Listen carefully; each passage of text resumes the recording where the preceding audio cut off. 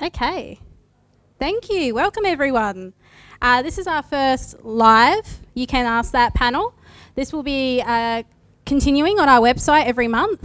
So each month, if you upload your questions, there's QR codes around where you can scan and upload your questions, or if you go to our website for Advocacy WA, you can upload questions and we will answer them. So we're going to continue to do this ongoing, and then at events, when appropriate, we'll do live panels as well. The reason behind this is at Advocacy WA, we walk beside people with disabilities every day, and one of the best things what we can do is educate, and best way to educate is to ask what people want to know. So, for those who haven't met me before, my name is Larissa. I'm the Community Projects Manager with Advocacy WA, and I will pass over to our panel so they can all introduce themselves, starting with coming live digitally, Stuart. Hi guys, I'm Stuart, Stuart Hurst. I'm also running a campaign or a website called The Travelling Para, and that's where I try and just educate other people, just to let them know that travel is possible once you're in a wheelchair. So yeah, and I'm based in Sydney. So that's me. Thank you, Stuart. I'll pass over to Rob. Okay, can you hear me? Yeah. Hi, my name's Rob Manning. I live out in Ferguson Valley on 5 acres. We've got a small orange orchard out there, and it is a beautiful place to live. I've been in the chair since 2019, so I'm relatively new to wheelchair life, but my attitude is basically just to go for it and try everything on and live as normal life as I possibly can, which the wheelchair does provide. So very happy to be here today and to field any questions from my experience as a wheelchair user. Okay, thank you. Thank you, Rob. And I'll ask you to pass the mic down and throw to Stu. G'day everyone. G'day Emma. G'day. So I'm Stu Chanel. I'm the CEO of Advocacy WA. I've been a wheelchair user since 1988, so 30-something years, whatever that is. I've had quite a varied career, so I've worked in a lot of different industries, from small business, CEO of a training organisation. I was an academic for 10 years in Tasmania, and then now CEO of Advocacy WA. So I've got quite a wide range and a broad range of experiences of what it's like to have a disability in the workplace. And of course at Advocacy WA we also try and employ people with disability whenever we can. So we're looking forward to the first of these You Can Ask That sessions, and hopefully the crowd will have lots of extra questions for us. Thank you, Stu. And last but certainly not least, Loz. Hi, I'm Loz. I am a art facilitator with Cahoots. I also have been a youth worker in various industries since I was 15. I live with epilepsy and just trying to navigate life as normal as I can in the workforce also. Amazing. And to open up, we've got our first question and this one is for all of our panel members. We'll start with Stuart again. What does inclusion look like for you in everyday life? I didn't hear the first part again. Something everyday life? What does inclusion look like for you in everyday life? Okay. Inclusion. Yeah. Well, for me, it just means being part of normal society. And I use the word normal quite often. I do get a little bit of feedback on it saying I shouldn't, but I used to be normal. I used to be able to walk and run and all that sort of stuff. So, but inclusion, I lived in New Zealand for 35 years before I had my accident. So I don't have that many new friends here in Australia, but I do have all my old school friends, and they are very inclusive. So it just feels good to be normal and part of normal society. And it's a wonderful feeling, it really is. Thank you for that. Stuart. Stu? Okay, so for me, inclusion is a society that is both socially inclusive and economically inclusive. So it's getting rid of those social barriers. Often they're barriers in people's minds. That's where they live. They're actually not, to me, real.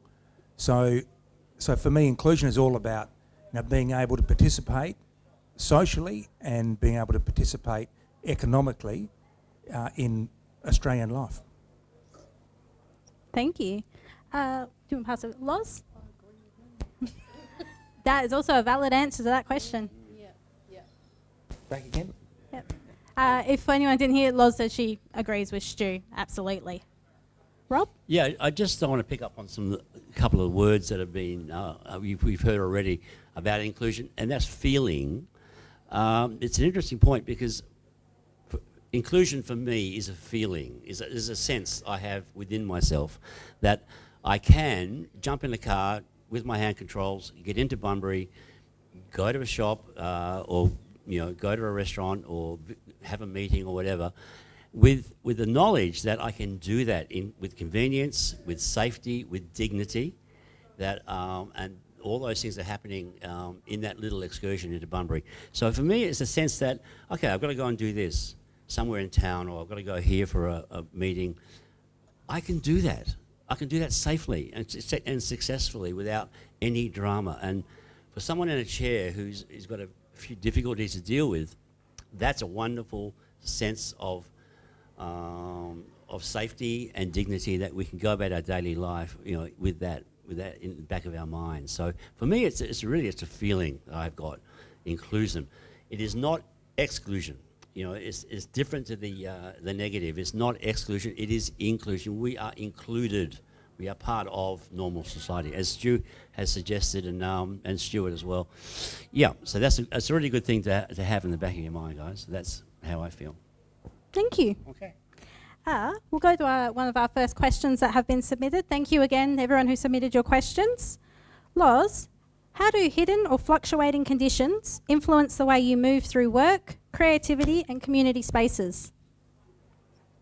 Okay. So the main one would be not knowing when a seizure would to occur. So to have the opportunity and support network to put in place, well, not preventative because you can't, like supportive measures if it was to happen at work, people around you to know what to do, and just be like accepting but not scared, really. Thank you for that. Stu, from your experience in leadership, what organisational behaviours or attitudes create barriers for people with disability, even when the intention is good? So I think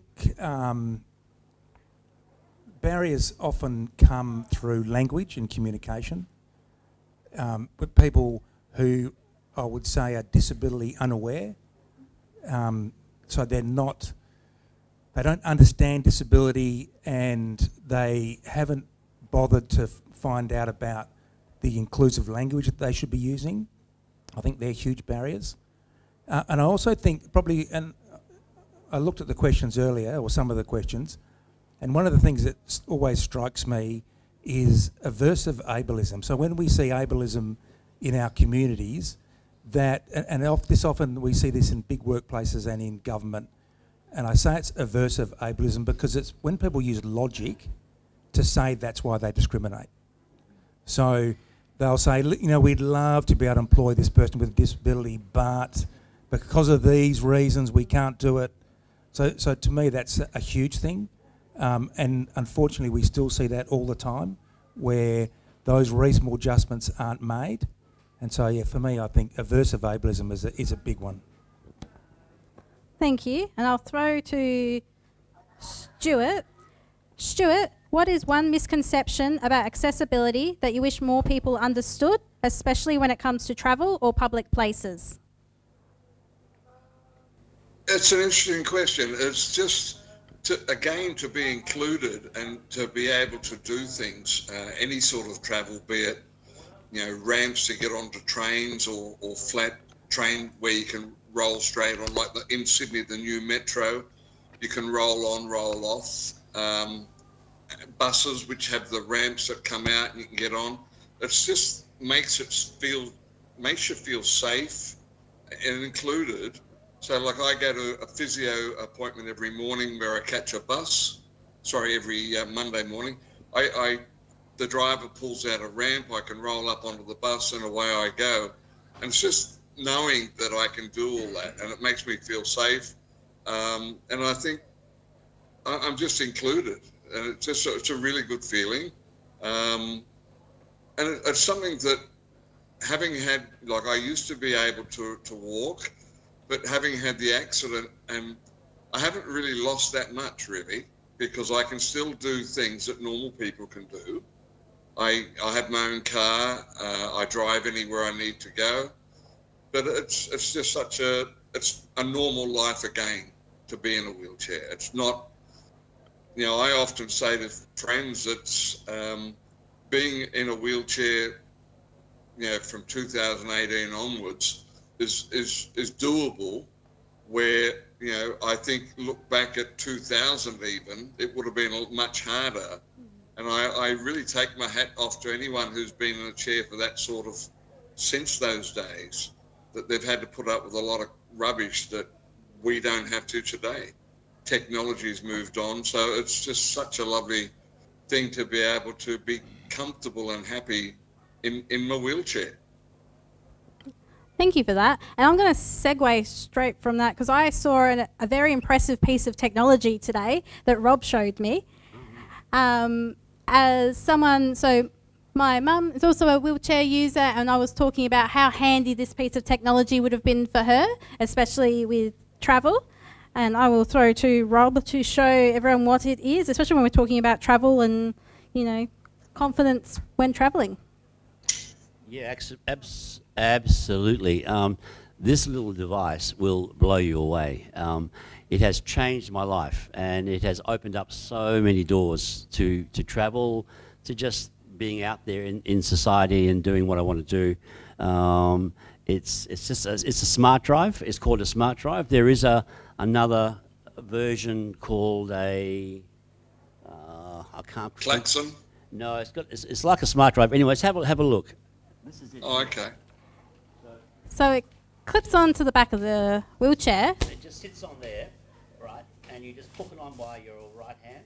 Has a little cable that attaches to the smart drive, and that cable feeds up to a little controller here. And you just squeeze it in, blue lights flashing, turn the dial, and you are moving. Quite fast, quite happy feet. And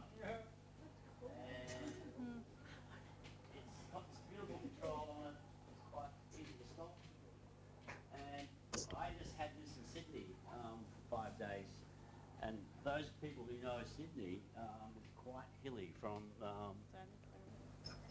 So it's quite hilly going up from Circular Quay up to the Art Gallery and to wherever else. And this thing pushes you up hills, and it's got a 20k range for the day.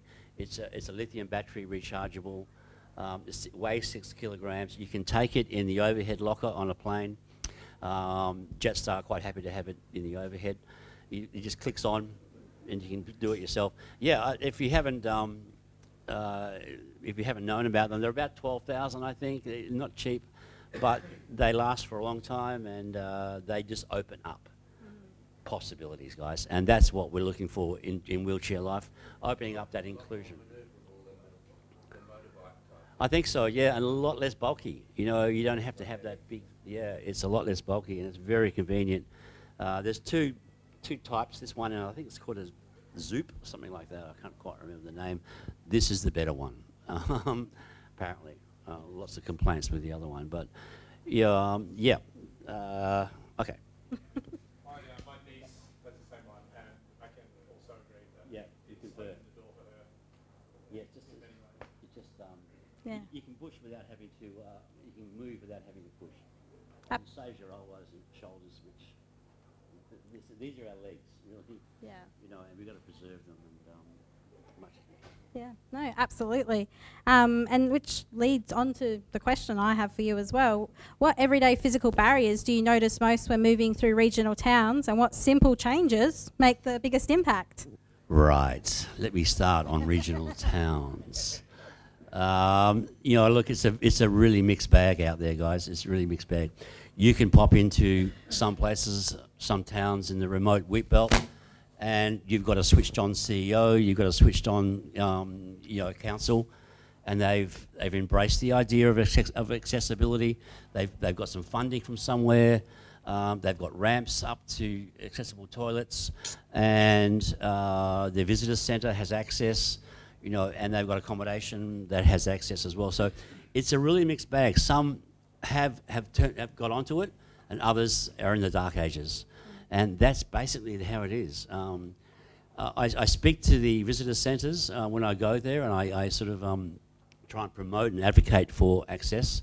Basically, it's just ramps and an accessible toilet, so you can get in there easily. Those seem to be the two key things for travelling through country towns.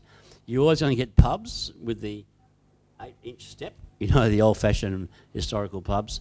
Sometimes there's a back way in, and there's always sometimes help to get over those sort of barriers. But it's a mixed bag. Yep. No, absolutely. And I'm going slightly off script, but I'm going to throw also to Stu, same question, especially with regional towns, because we travel quite a lot around the southwest, and we've been to many a regional town. How would you describe the access level when we're speaking about regional towns? Yes, I agree with what Rob said. Some towns are really good and some towns are really poor. It's amazing, even towns with a lot of money will often have every averse of ableism again. They'll have every excuse in the book why there's no, wheelchair accessible toilet within the town area. And then I'll go to another town, thinking of somewhere like Denham, which has amazing access, which has, footpaths right along the beach, has several different toilets you can access, ways into the water. A tiny little town with no money. And we look at some of the bigger places around WA and some of our regional cities, and they have a quarter of the access of a little town like that. Of course, agreeing with Rob, a lot of our towns are quite old, and there's steps into shops, steps into hotels, and that is always quite difficult. I mean, my philosophy is if you've got a step, you don't get the business. And most of my friends, my family all follow that same philosophy. If you can't even be put in... That's right. Yep, that's right. They lose money. Larissa and I went to a town a few months ago. They're early, so we went down to the bakery. There was a step in, and I said, well, let's just keep going. So, yeah. Just to add to that, I was at a caravan park in Geraldton a couple of weekends ago. It's an excellent caravan park, shady, lots of space, quiet, and they've just built a new toilet block and zero wheelchair access anywhere to any toilet or shower block in that caravan park. And I mentioned it on their review, and hoping to get some feedback from the management about changing it in the future, but no comment back, nothing back as sorry about that, we are looking into it. But there seems to be just an apathy or just a silence out there that these places don't quite get. And accessible tourism is a $12 billion a year industry. And I just want to give you a quick story about in the Greek islands. They've sort of seized that idea, and they've put things called a sea track on about 277 of these little sea track devices that will take a wheelchair actually into the water and back out again. It's remote controlled. It's on a kind of ramp that you can pack away in winter. And the Greek government have funded 277 of these throughout the Greek islands. And they realise there is money in tourism, in accessible tourism. It's not just for wheelchair people. It's, mobility issues spread wide and far. It's not just a wheelchair user. Thank you. Now, throwing back to Stu, when searching for a job, what language in job advertisements signal true inclusion, and what language makes you feel that workplace might not be welcoming? So I think, number one, it needs to be simple, clear language. And too often we see job adverts and they try and make the language really fancy, talking about high pressure environments, and we're looking for a rock star, and things that just straight away will put someone with a disability off. They'll think, oh, well, that's... And the funny thing is that these aren't true. It's not a high pressure environment. They don't need a rock star. They need just someone to come and do a particular job, and there's plenty of people out there that can do that job. I think inclusive language, what I like to see in ads is just saying things like, we welcome applications from people with disability. Just put that at the bottom of the ad. And I think talking about flexible work, flexible hours, flexible locations, opportunities to work from home, I think having those sorts of things in a job ad actually makes it really inclusive. So for me, that's inclusive, and exclusive is when you start using those ridiculous sort of hype terms to try and make your job seem like it's a lot fancier than it actually is. Absolutely. And to add to that, another part of job ads I always enjoy when I do see them, although very rarely, is when they allow video resumes to come through as well. So having other options for people to apply and more inclusive options opens up your talent pool quite widely. Loz, what does respectful communication look like to you, especially in environments where people may not understand epilepsy or chronic health conditions? So if they don't know like the right language to be willing to learn, be more open and accepting of people. Like, so for autism, for example, some people say, oh, Fred's autistic rather than Fred has autism. Like, knowing what's respectful and what's accepting for that person, I think is huge. And just be willing to like listen and learn, really. Yeah. No, absolutely. And we quite often speak about using people first language rather than identity first language, although, asking people what they prefer as well.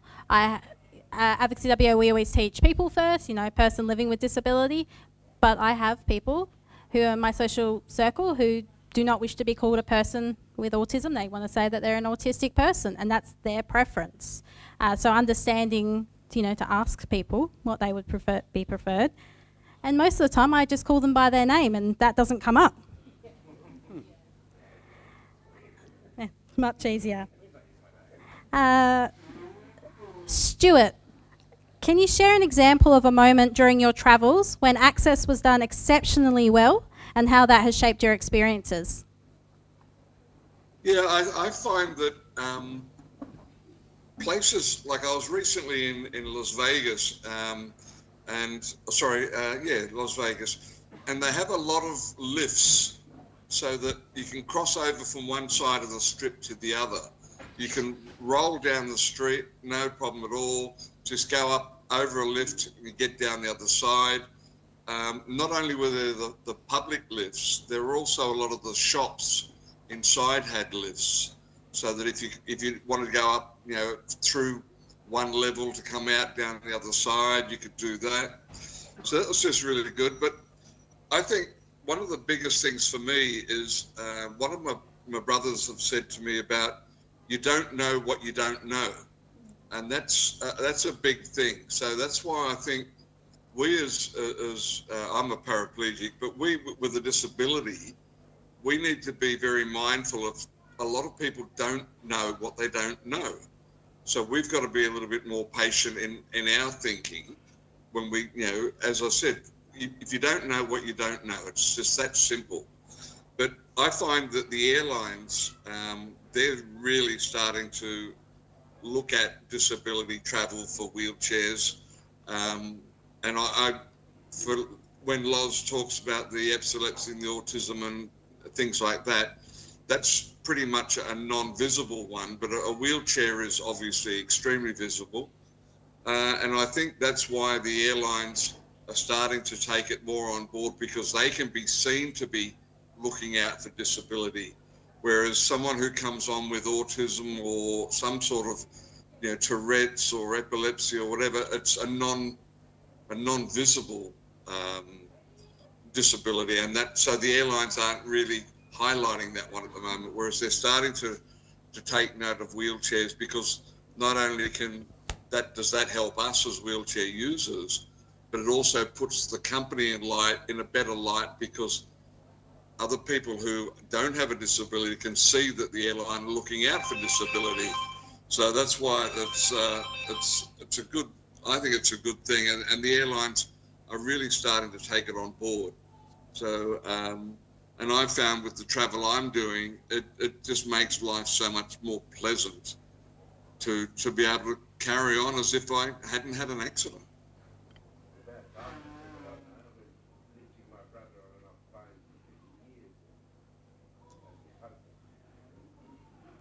Thank you for sharing that, and absolutely. I didn't hear what Stu said then, sorry. Oh, that's okay. It was Ant in the crowd. I've been lifting my brother on and off planes for 40 or 50 years, and they are useless. They just don't want to know at all. They might be getting better, but by God, they started a long way behind the Yeah, absolutely. They did, but so did society, really, unfortunately. Just want a very quick story about airlines and airports, basically, very quick. You might notice on my chair I'm missing a side guard. There's one here, there's one missing here, and it's a pain because the wheel rubs on your pants. And anyway, how that happened was I was flying back from Sydney, and the wheelchair missed the Jetstar flight, so they decided to put it onto a Qantas flight. So the chair had to go to the Qantas hangar. In the process of going to the Qantas hangar, the side guard fell off, and Sydney Airport, I imagine, is a fairly big place. So no go on the side guard. But this was all, and so I arrived back in Bustleton minus the chair. Now the manager down at Bustleton Airport had realised this was going to happen. He'd been into town. He had got 2 hire chairs from Better Living. They were waiting for me at the airport. A choice of 2, one electric, one manual. He then, I said, no, it's okay, I'll just get to the car and Diana can drive me home, we'll be fine. I've got one at home to spare. So that was okay. He said, according to your side guard, we'll get an order in, we'll have that paid for by tomorrow morning and ordered, and it'll be coming sort of as soon as it can. And it was just exceptional, and it was like extraordinary sort of service from the Bustleton Airport. Something happened out of his control, but nowadays people are willing to do this. They step up, and I'm finding it. Airports, as Stuart, has just said, are really lifting their game. So it's good to hear. Let me add one to that. So, I mean, I fly a lot for work.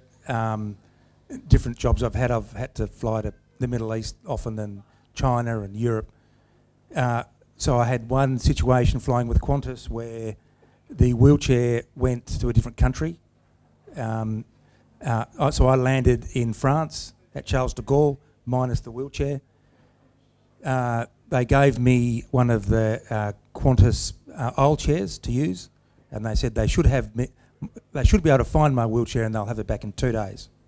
So I was 2 days without the wheelchair. As an apology, they sent me a letter opener.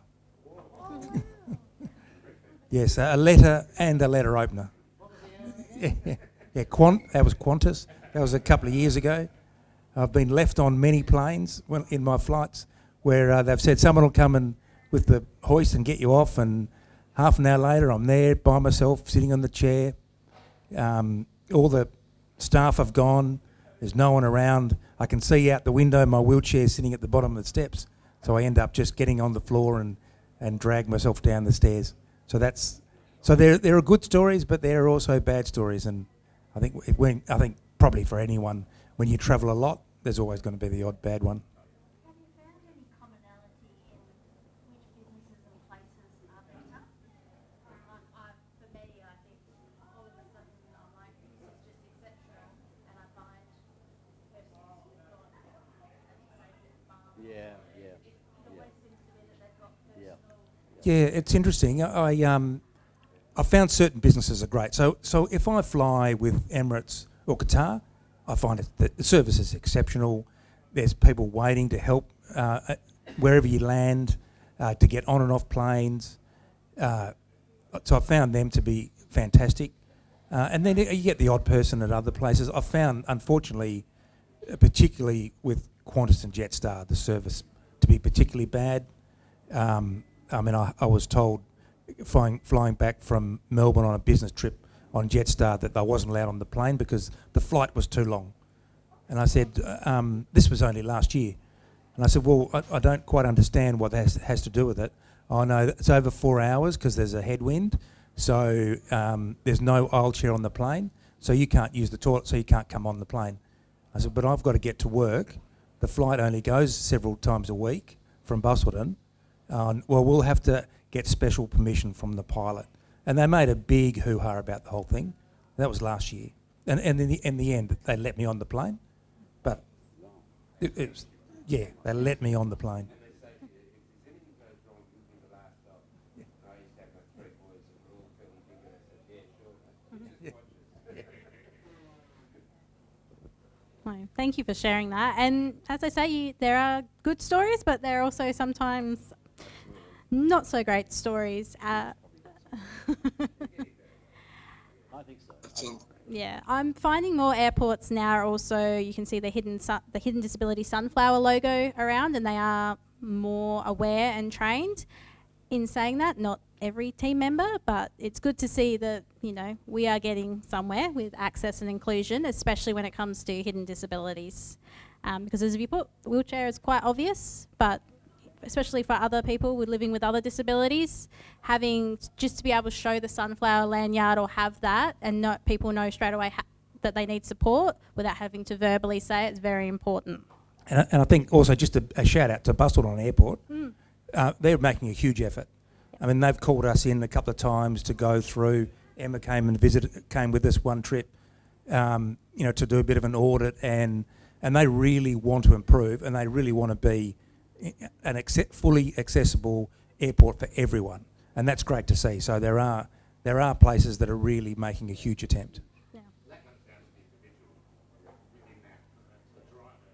Yeah. Yeah.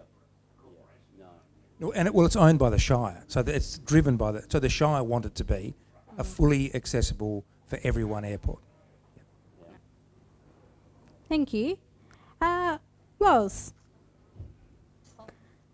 what helps you feel confident when travelling locally or regionally while managing health conditions, and what supports make the biggest difference?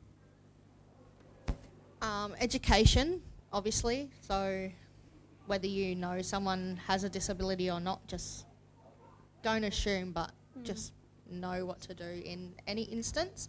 But I'm lucky enough to have an amazing support worker who comes to work with me, takes me shopping, goes to appointments or whatever, because I can't just get into a car and drive wherever I want, which is a huge disadvantage. But yeah, having someone that can be like, hey, can we go here or can we go there, or yeah, just making it happen, I guess. Absolutely. Thanks for sharing. And something I hear quite often when we're facilitating workshops or we're running training around disability awareness is people go, how do I ask someone what help they need? I don't want to talk to them about their disability. And ask how you can support them. You don't need to know medical history to ask someone how to support them. People are the experts in their own lives, and they will tell you. Going over, Stu, how can workplaces support safe and accessible travel for staff who use mobility aids or have other access needs, especially in regional and rural settings? So I think it's really important to have access to accessible vehicles. So whether, you know, and I guess it depends on the type of workplace, but having a vehicle where people with disability who work at that organisation can use themselves, so vehicles with hand controls, or if you can't afford that, have a relationship with a car hire place that actually has an accessible vehicle and be able to book that when you have a staff member that needs that. What I say when anyone books travel for me is make sure you triple check, and literally 3 different days, check the hotel room is accessible, because people will say it's accessible and you'll get there and it isn't. Also make sure that they send you an email confirmation, not just their standard confirmation, which often doesn't say anything about the room being accessible, but make sure that you have an email confirmation saying that the room will be accessible. Now, I've done that for a number of years now, and a couple of years ago when I went to Melbourne and the room wasn't available, and they told me that no, my workplace hadn't organised that, I just pulled the email out and said, well, here it is from you saying that confirming that that room was booked. You'll now need to find me another hotel in Melbourne, and I've got meetings, so I want that in the next couple of hours. And that actually works because you have that piece of evidence. So I think that's a big thing. Making sure meeting spaces are on the ground floor, making sure you have any contingency plans in place, because often planes will be delayed and the things that were in place because of the delays won't be. So you need to make sure there's plenty of time, and I always try and travel the day before if I can.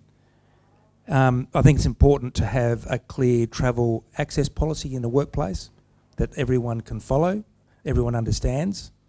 We do things also like include the cost of carers. So if one of our employees or a board member needs to travel and they have a carer, then that is in our policy. We pay for that carer. We pay for the carer to travel, pay for the airfares, the meals, everything. So making sure that that's also included. Thank you for that. I'll throw to Stuart. What advice would you give to someone who wants to travel after acquiring a disability but feels unsure where to start, or just someone living with a disability? Yeah, well, just to touch on what Stu said then about the hotels, that for me is a big thing also. And when he spoke about getting an email confirmation of the room is accessible and things like that, one of the things that I'm promoting on my website is actually ask for a photograph, so you can have that, so you know that you're comfortable in knowing that it's going to be accessible. So I think that is a really good point that Stu made about, was make sure it is accessible through an email, but I'd also go so far as to say use a photograph. But back to the question, which I've actually, I don't know whether anyone knows, but I did have a brain injury at the same time. And sometimes, and I'm getting at that sort of age now, sometimes I forget the question, which I've just done. So if you just repeat it again, it would be wonderful. That's okay. It was, what advice would you give to someone who is living with a disability if they want to start travelling but they're unsure where to start? Yeah, it's all about research. And that's one of the things I keep saying to myself is research, research, research. And so that's to the point of researching everything, from your travel agent, if you use one, through to your airline, and to be in constant contact with your airline. Don't book your ticket without finding out all the information first. And if they are happy to for you to go ahead to do that booking, do it. But then confirm that you're in a chair, and whatever disability you may have, just keep confirming that. And then one of the things that Stu mentioned was about they lost his chair. One of the things that I advise everybody also is, instead of transferring onto the aisle chair, wait until you can confirm that your chair is at the door of the aeroplane.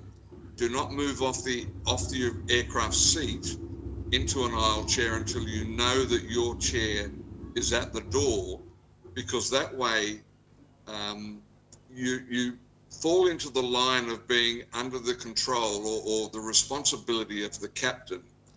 And the captain, like a ship's captain, and I think most people are aware of that, but a ship's captain, I should say the airline captain has the same responsibility.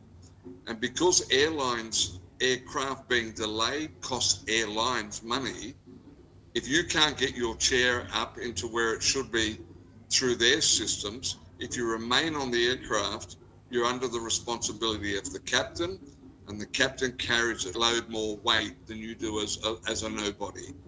So And then what Rob also mentioned was about his loss of the airline lost his side guard. That's something that I learned on one of my very first trips, which was up to Brisbane, is that, put it this way, now, whenever I fly, I have on board, on me, I have and I'm like, Rob, I have a smart drive, and I've had one I'm now on my second one actually, because they only last for 5 years. So, and I don't know where, I wouldn't mind buying where Rob buys, because he said it was only 12,000. Mine was 16,000. So I want to find out where he shops. But It was I a while also ago. take on board with me not only my smart drive because of the battery limitations, I take on the side guards and the cushion. The things that, the cushions, as everyone in a chair should know or will know, is that the cushions are customized to me. And so that's why if you have to, for whatever reason, you get that your chair's not available, gets lost or broken, whatever, at least you've got your cushion with you. So you can use another chair if, worst case scenario. And the side guards, they can't lose them when they're on board with you. So that's that sort of thing. But yeah, it's just being able to feel normal. And I think when you just research everything, and everyone knows what their own responsibilities are and what their own needs are, is just to confirm. And as Stu said, in writing where you can, in photos if you can do that. But it just makes life so much easier if you can research. And on a recent trip when I went to Alaska, I did a lot of research, because one of the things that prior to my accident when I lived in New Zealand, I used to be flown to work every 6 weeks on a helicopter. And when I had the accident, I thought, oh God, I'm never going to be able to do that again.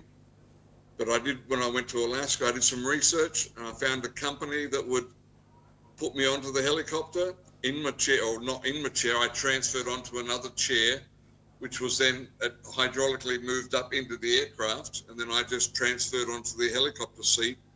Then they took my chair away, and it was there when I got back, and I landed on the glacier.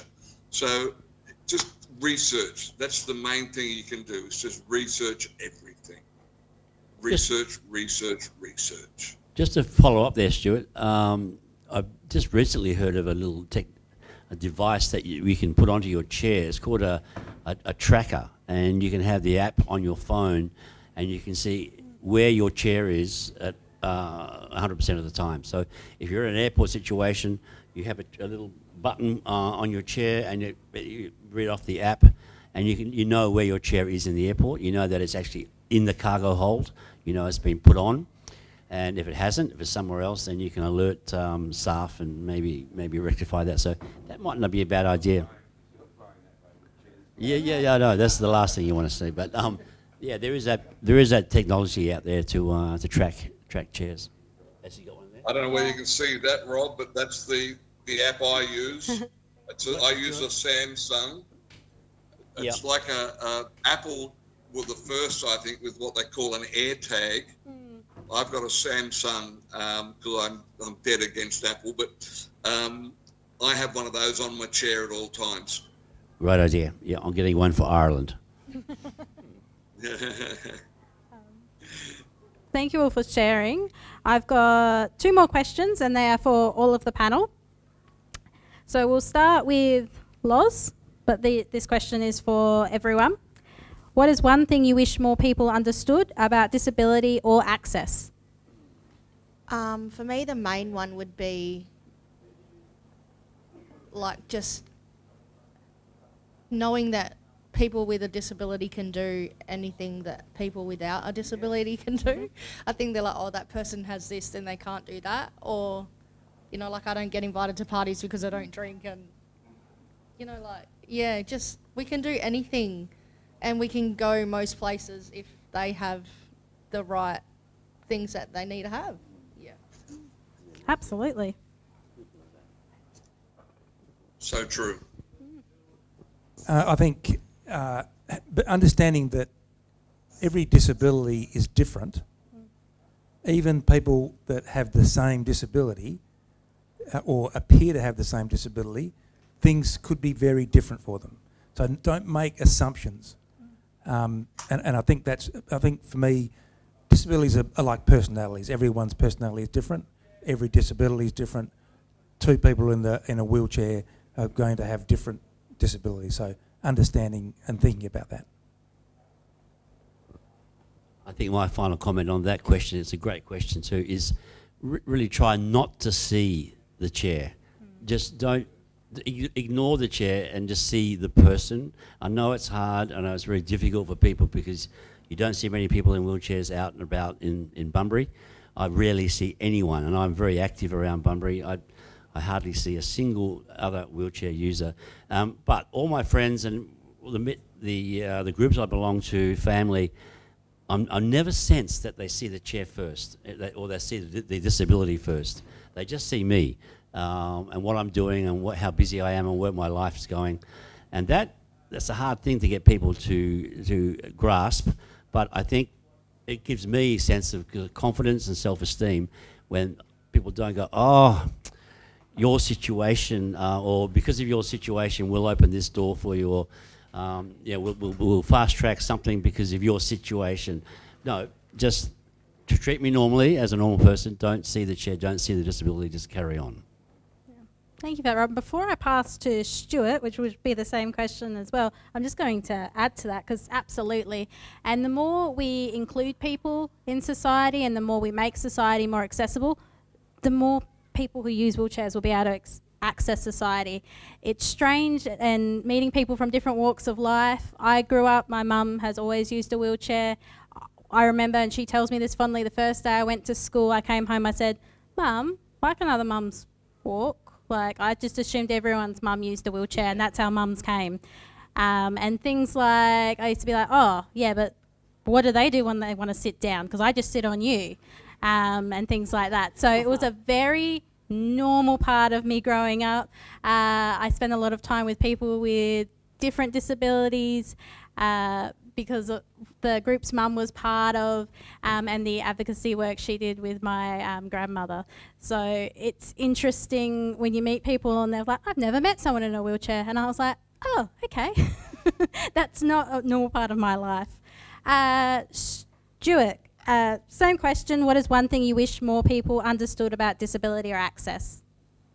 I think Rob hit the thing on the head by saying that they don't want us, or he doesn't want people to see his chair. And I think that the reality is I'm still Stuart Hurst. I'm the same fella I was 10 years ago. The only difference is now I can't run anywhere, I can't walk, but I don't let that get in the way. So see me for who I am. I'm Stuart, and I still have the same brain. I still respect everything like I used to. And it's, as Rob said, don't see the chair.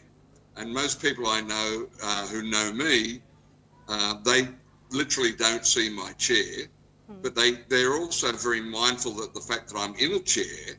So like if I've been to a friend's house where he had a step to get up into the hallway, he organised a ramp that he built and had it there. So that people just look out for, they don't see the chair, and that's if they don't see the disability, it makes everyone feel wonderful. But it's literally just don't see the chair. Absolutely. And this is, again, why we say just ask people if there's anything you can do to support them, anything that would help them feel more included, because even people not living with disabilities most of the time have things that will help them feel more supported and included. So it's a question you should really be asking all of your friends and people you interact with. One more question again for all of the panel, and I'll start with you this time, Stuart, and I'll work this way. What change would make the biggest difference in creating a more inclusive community? Attitude, I think. Attitude of everybody. Most people, because one of the things I've noticed is that mental awareness is becoming more and more prevalent, and people understand about people having mental issues, i.e. just society with technology and the social media and all that sort of stuff, where back in my day, things, a letter used to take 6 months to get anywhere, whereas now it's all instant. So it's all to do with the attitude. If you can pick up that same attitude where that's all becoming, the ideas of that are becoming prevalent, that people should become more understanding and be aware of that wheelchairs have certain disadvantages. We can't walk, we can't climb and all that sort of stuff. So we can't use steps, and we can't get onto trains without a ramp. So it's just if people become more aware, that'll end a lot of it, because most people are very intelligent, that if they have an understanding that what you can't do, they'll find a way where you can do it. And that's, I think, is a great thing, is being able to do what most people do. So yeah, I just think it's all about attitude, and if we can just foster that, I think that's going to be a good thing. Absolutely. And an example I use all the time, especially when we're talking about how easy access could look and inclusion could look, is something like glasses. If I didn't wear glasses, I couldn't drive, I couldn't do my job, but they are so accessible and so trendy, and people wear them so they think they look smarter. It's such a normal thing, but without them, I would have a vision impairment and I wouldn't be able to drive. So it's these sorts of things can show that access can be that easy. I'll throw to Rob. Okay. I'll ask the question. Oh, I can pass my mic down if you like. What change would make the biggest difference in creating a more inclusive community? Get people with lived experience on committees. Get people with lived experience in chairs or with a disability advocating for change. I'm on a couple of committees with the Bunbury City Council, and I'm about the only person in a chair who's actively involved with those. There are others, but yeah, we need people with lived experiences of wheelchair life or just a disabled life, commenting, advocating for change, stirring up bureaucracies and getting things happening. Because we know what it's like. We're out there. We're pushing this chair all around Bunbury. I get to Kumbana Bay. I can't get in the water.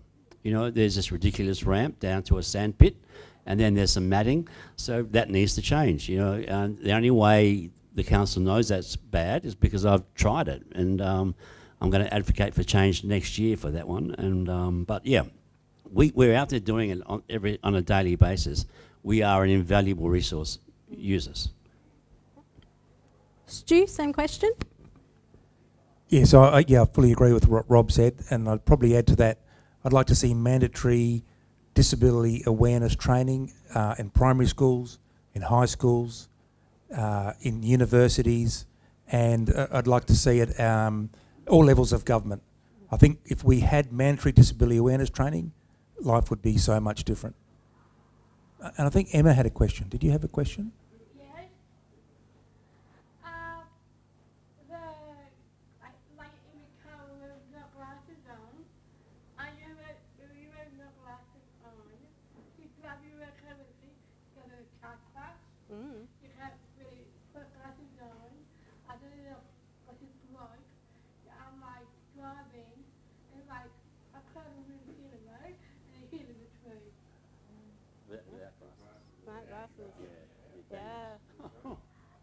Stuart, you wouldn't have been able to hear that. Emma just shared a very important story about the importance of having access to glasses and aids so that we're able to do things.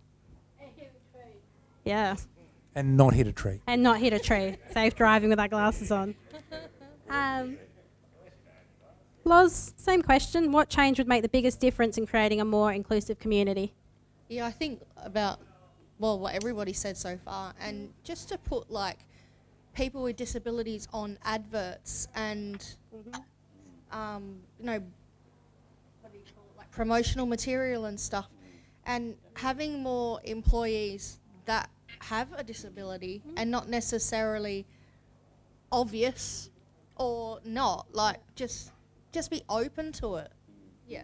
There's a guy on the ABC News in the morning who's the weatherman, I think, or the sportsman, or one of those two, and he's in a chair.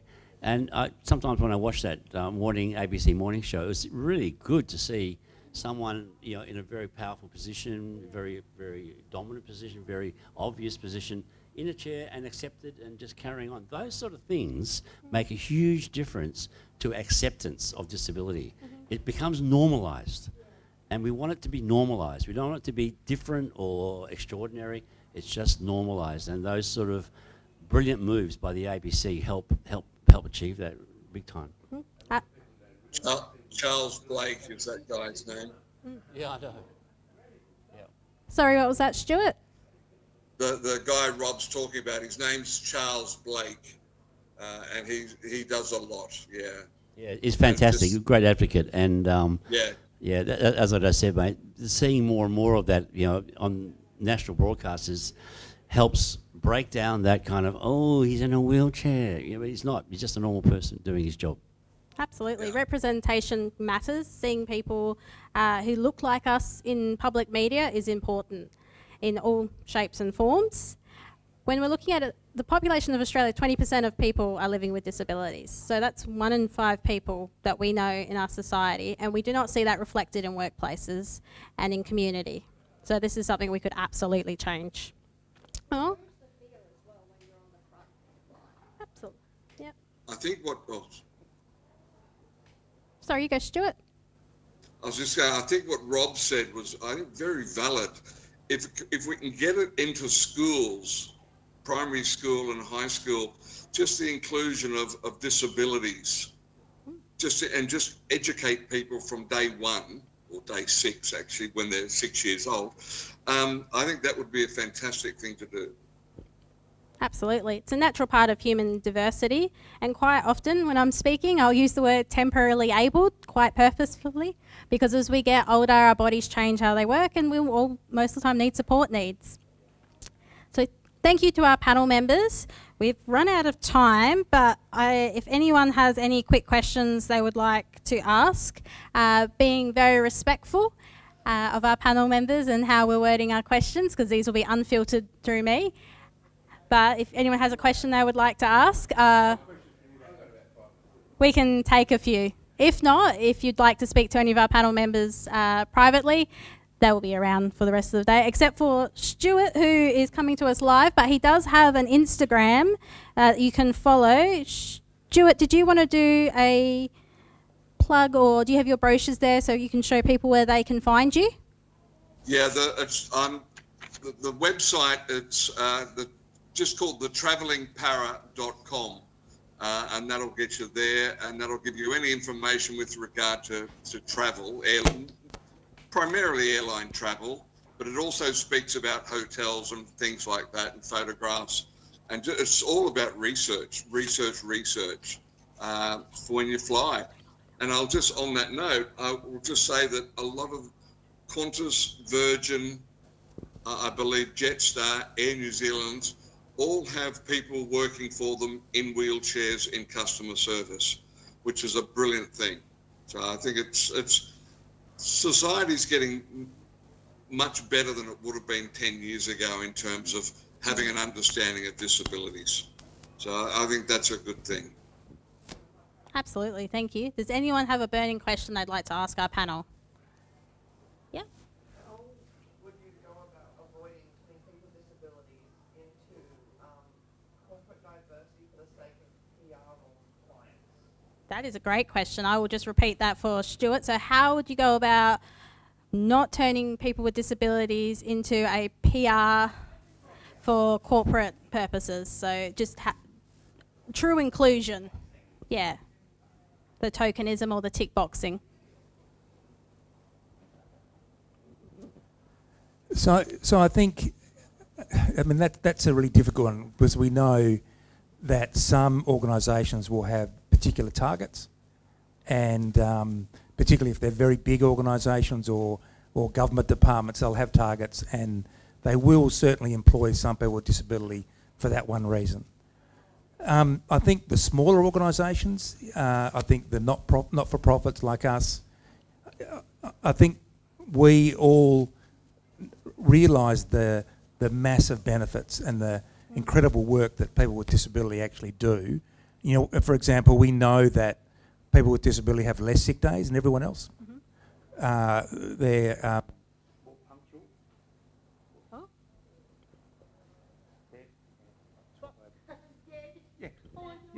Yeah, they're more punctual, they're highly productive workers, and so I think for people with disability, focus on those, look at for those jobs where the smaller organisations are advertising and saying, please apply if you have a disability because we're an inclusive workplace.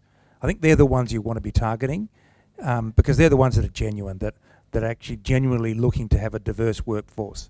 And probably one other fact I'll give you is that, and all the research points to this, any team that has a person with disability on it is more productive than a team that doesn't. Yeah. And that all the research says that. So look at the smaller organisations or the mid-sized organisations because they're the ones that are actually employing people for the right reasons. Absolutely agree. And I think you can very much see the difference when people are genuinely included and accommodations are made and they have a role within the workplace compared to when it's a tick box. And people are missing out. Even recently, I was trying to work out how to explain self-advocacy in different ways. And I was working with Emma and she was able to explain it in a way that I'd never even dreamed about. And I had asked so many different people and I had done so many different trainings and I'd never heard someone just be like, oh, it's like being your own cheerleader. I'm like, yes, it is. Absolutely. So having people part of your team with lived experience is, yeah, you can't replace that. Does anyone else have a burning question they would like to ask our panel? Yep. Have you ever gone to somewhere and just not been able to get inside? Oh, yeah. Yeah. Like a meeting or a workplace thing or whatever, and you have to do that research before you go to get there. Yeah. Make sure that you Yeah. Oh, hang on, I'll repeat it for Stuart and then I'll hand to Rob. Have you ever been somewhere and you just couldn't get inside, especially with like an important meeting or, yes, people. Yeah, it happens quite a lot in wheelchairs for sure. You know, you've got that big step and you just have to go, well, I'm not coming in, you know, and that's it. There's no other way around it. There's no ramp. There's no possibility of getting it. You could get a chair and transfer it to the chair and lift your chair up, or you could get three burly blokes to. But there's that dignity aspect as well that kicks in. I'm not going to do that, you know. Quick little story. I was at a restaurant in Bunbury, quite a famous restaurant. I went in. I said I was in a wheelchair. I was coming in. Halfway through, I had to go to the loo, and they had to find the ramp to go up to the second level to give me access to the toilet. Big clang, clang, clang as they dragged the ramp out and smacked it down in the middle of the restaurant. Thanks, everybody. I'm just going to go to the toilet. Went there, came back. On the way out, big step out of the restaurant, and I thought I can do this. I tried to get down in the chair myself, fell out of the chair, middle of Bunbury, middle of the restaurant. And then as I'm wheeling off, someone said, oh, and we've got a ramp for the front door. You know, and it's this kind of lack of awareness that you meet. And it's brutal, you know, and that's a lasting impression. I'm never going back to that restaurant, as you can imagine. Yeah. Even when I was like, yes, all of the time, all of the time. We use a lot of different venues as we're presenting, and I will look for access because I think about all the times when I call up to book dinner or somewhere and I'm bringing mum, and I'll be like, do you have this? Where is this? And then quite often I will make decisions based on how they respond to my questions. I'm like, yep, not eating there. That's fair. Yeah, absolutely. Thank you, everyone. If you would like to submit more questions, this is on monthly. I'm mindful of time, and I think someone else is using this room after us. So we will have this every month on our website. We will reach out not only to our panel members, but other people in community with lived experience or other stakeholders who are experts in this area. So please ask, don't assume, and thank you for coming.